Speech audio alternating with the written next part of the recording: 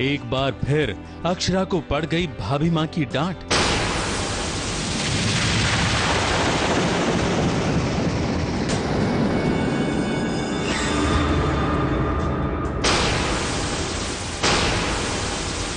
एक बार फिर भाभी माँ ने अक्षरा को रुला दिया है। एक बार फिर अक्षरा को भाभी माँ ने रोक दिया है।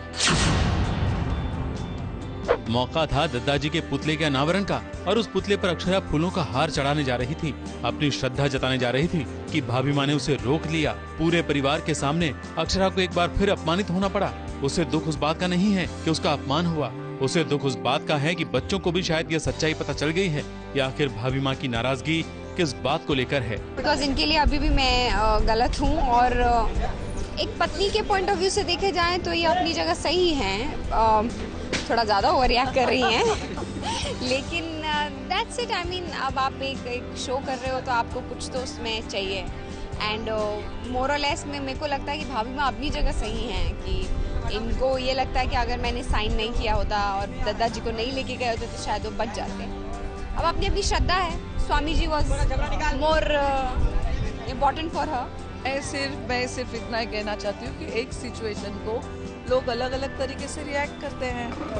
किसी को लगता है कि पानी का एक गिलास है, किसी ने आधा पीकर छोड़ा है, किसी को लगता है कि आधा भरा हुआ है, तो कौन कैसे रिएक्ट करे इससे हम चैलेंज नहीं कर सकते। एग्जैक्टली है ना। नाउअडेज तो मतलब इतना मैं देख रही हूँ लोग भाभी माँ भाभी माँ भाभी माँ ये भाभी माँ वो, भाभी माँ बहुत बुरी है, भाभी माँ ये है। भाभी माँ जस्ट इन कैरेक्टर, वो उनको जो बोल रहे हो वो वही कर रही है, मुझे जो बोल रहे हैं मैं वही कर रही हूँ।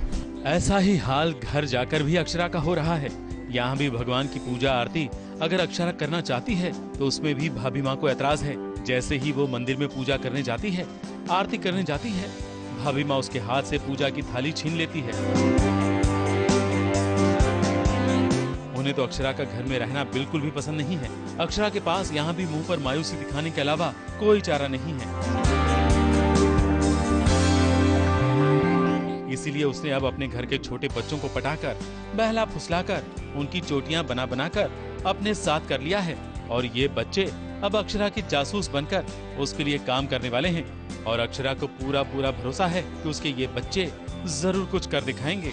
बच्चे ही हैं या मान सके ना, बच्चे ही हैं जो इस वक्त मुझे भाभी माँ को पता नहीं है। मेरी एक सीक्रेट डिटेक्टिव एजेंसी है, मैंने लगा के रखा है इनको कि ये लोग इनको किसी तरह से पता चल जाए और ये मेरा पैचअप करा दे भाभी माँ से।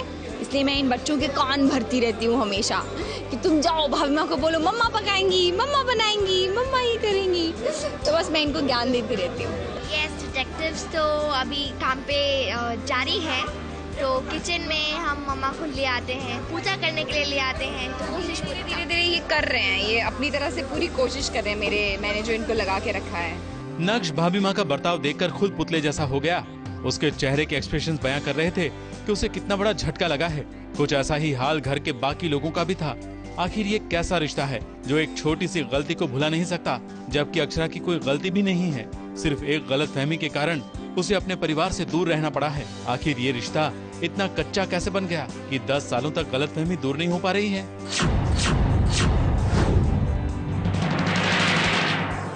मुंबई से स्नेहा शर्मा के साथ एबीपी न्यूज रिपोर्ट।